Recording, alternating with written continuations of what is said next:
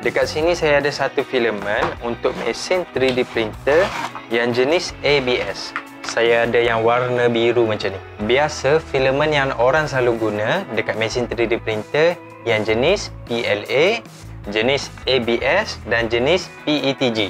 Filamen ni ramai orang pakai sebab dia senang nak cari, dekat mana-mana pun ada jual. Dan filamen jenis PLA ni yang banyak saya pakai untuk projek saya. Kalau yang jenis ni, yang jenis ABS, saya tak pernah pakai lagi. Yang jenis ABS ni dia special sikit sebab dia boleh tahan pada suhu panas berbanding filamen jenis PLA. Jadi filamen jenis ABS ni sesuai untuk kita print benda yang kita nak letak dekat tempat-tempat panas. Contohnya dekat dalam kereta. Kalau saya print benda yang saya nak letak dekat dalam kereta, dia tak berapa tahan kalau saya pakai PLA. Jadi dalam video ni saya nak kongsi pasal filamen jenis ABS ni. Jom.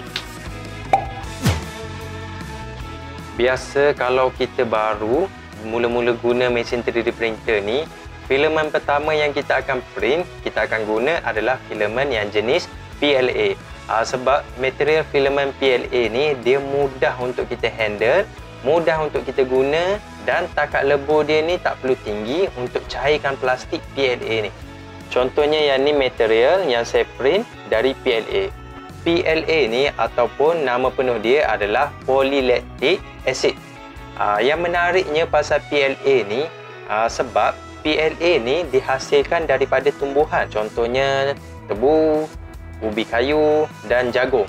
Jadi PLA ni adalah alternatif kepada bahan plastik yang mesra alam. Walaupun PLA ni daripada tumbuhan, tapi hasil plastik daripada PLA ni memang cukup kuat, keras macam plastik-plastik yang biasa tu. Dan sebab inilah PLA jadi pilihan ramai.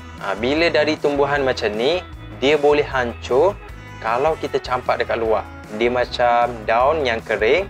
Kalau kita biar lama-lama daun tu hancur, kita tak nampak dah. Sama juga dengan PLA. Tapi bezanya PLA ni kita perlu bantu untuk dia hancur, untuk dia terurai. PLA ni kita kena bakar pada suhu yang tinggi. Bila dia hancur, baru bakteria yang ada dekat tanah ataupun sekeliling kita boleh hancurkan benda ni bagi hilang. PLA ni walaupun produk dia bagus, tapi dia ada satu kelemahan. Contohnya kalau kita nak print, benda ni kita nak letak dalam kereta, tak boleh. Benda ni dia cair sebab takat lebur material yang jenis PLA ni dia rendah. Jadi dia boleh cair dengan senang. Jadi dekat sini kita perlukan material yang jenis ABS. ABS ni dia perlukan suhu yang tinggi untuk lebur. Kalau PLA ni kita print suhu dia 180, dia dah boleh cairkan plastik ni. Tapi yang ni dia perlukan suhu 230 hingga 270 baru boleh cairkan ABS ni. Dan ABS ni dia lebih tahan sikit. Kalau contoh kita nak print benda-benda yang jenis wear and tear, yang jenis macam selak ke, encel ke, ataupun sebelum ni saya pernah print holder untuk mesin power tool saya. Kalau yang jenis locking yang tolak-tolak macam tu, dia boleh pakai PLA. Tapi kalau kita pakai ABS, dia lebih tahan. Ketahanan ABS ni memang terbukti. Sampaikan Lego tu, yang budak-budak buat main tu, yang jenis warna-warni tu, dia pakai material yang jenis ABS ni. Lego ni kita perlu material yang kuat sebab kita nak cantum buka. Tapi ABS ni tak ramai orang pakai sebab dia agak mencabar untuk kita handle.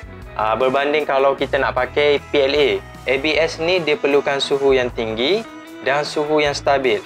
Jadi mesin 3D printer tu, kita kena guna mesin 3D printer yang jenis ada tutup, ada sarang ataupun kita panggil enclosure. Yang ni mesin 3D printer saya dekat belakang tu yang tak ada penutup. Jadi yang ni masalah utama untuk saya print ABS. Dan ABS ni dia perlukan bed yang jenis panas ataupun kita panggil heat bed. Heat bed ni yang jenis kita boleh adjust suhu dekat permukaan yang kita nak print. Kalau heat bed ni sejuk, filamen ABS ni susah nak lekat dekat bed kita ni. Mesin 3D printer saya pun sama yang tak ada heat bed.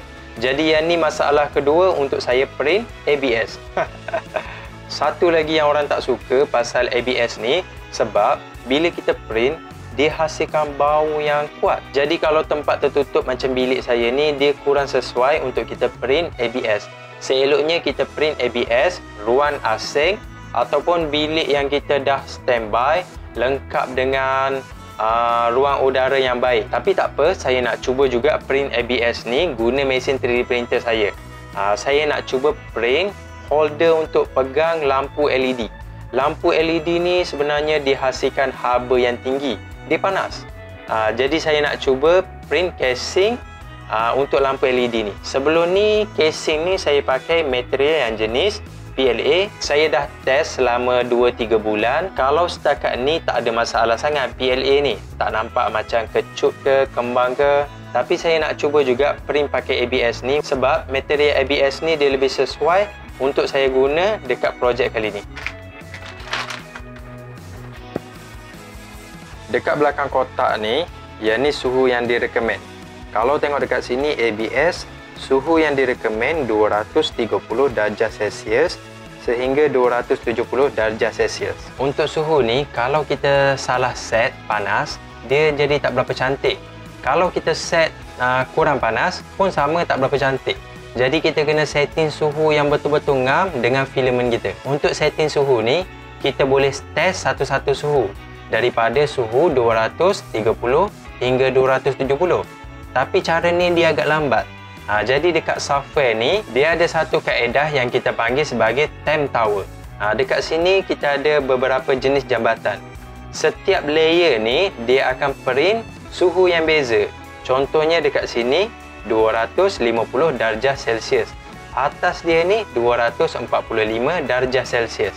Jadi dia akan print sehingga suhu 210 darjah Celsius. Benda ni mudah. Bila dah siap nanti, baru kita tahu suhu mana yang sesuai dengan filament kita. Saya dah standby satu penapis udara dekat sini. Printer saya tengah print, tengah jalan dekat belakang sana. Kalau dari segi bau, tak ada masalah sangat. Bau ketiak lagi hangit. Tapi tak apa, kita print, kita tunggu siap dulu. Temp tower saya ni dah tumbang. Yang ni masalah print ABS kalau printer ni tak ada enclosure. ABS yang baru keluar ni, dia tak boleh lekat dekat bahagian yang bawah ni. Sebab bahagian bawah ni dah sejuk. Yang panas ni dia tak lekat dekat sejuk.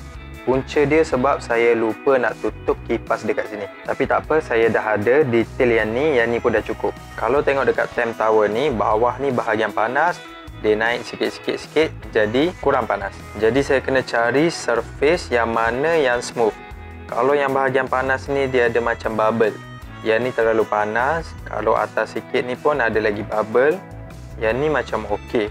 Dah smooth. Yang ni pun okey.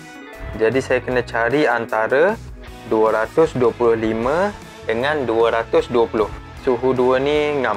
Saya nak guna suhu 220. Okey, saya dah boleh slice dan terus print.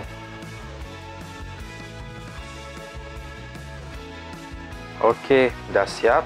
Hasil print guna ABS ni saya perasan dua masalah. Yang pertama, bahagian bawah ni dia melengkung. Yang kedua, dia ada kesan retak dekat bahagian atas. Yang melengkung ni saya dah cuba besarkan support bahagian kaki dia ni, bagi lebar dan support bahagian bawah ni, tapi melengkung juga. Saya cuba bersihkan support dia ni, tengok macam mana. Bila tengok hasil dia, permukaan cantik, licin, cuma melengkung dengan retak bahagian sini je. Tapi saya rasa casing saya ni boleh guna, tak teruk sangat kualiti dia ni. Casing lampu ni saya nak pasang dekat lampu softboard yang saya baru DIY ni. Yang ni pun sama daripada besen, cuma besen ni dia lembut. Saya letak rangka besi dekat sini bagi dia kuat sikit. Macam ni dia dah kuat. Kalau terus ikat direct dekat plastik ni, benda ni dia senang goyang. Lampu DIY saya ni belum siap lagi sebab video kali ni bukan pasal lampu ni. Untuk print ABS ni saya kena improve lagi skill saya. Sebenarnya boleh dapat hasil yang lagi cantik daripada ni. Cuma penat sikit lah sebab kita kena cuba macam-macam cara, macam-macam trik. Jadi sampai sini saja untuk video kali ni. Moga video saya ni bermanfaat. Terima kasih kerana menonton. Assalamualaikum.